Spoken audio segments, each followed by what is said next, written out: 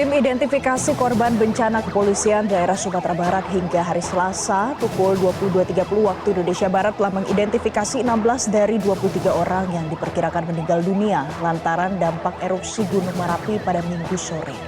Dari hasil pemeriksaan, hampir semua korban erupsi Gunung Merapi yang meninggal maupun selamat mengalami luka bakar pada bagian tubuhnya. Dan korban erupsi Gunung Merapi yang meninggal dibawa ke Rumah Sakit Umum Daerah Ahmad Mohtar, Bukit Tinggi untuk proses identifikasi lanjutan. Dalam mempercepat identifikasi, Polda Sumbar telah mendatangkan dokter dari Rumah Sakit Daerah Sumbar dan 5 dokter Mabes Polri.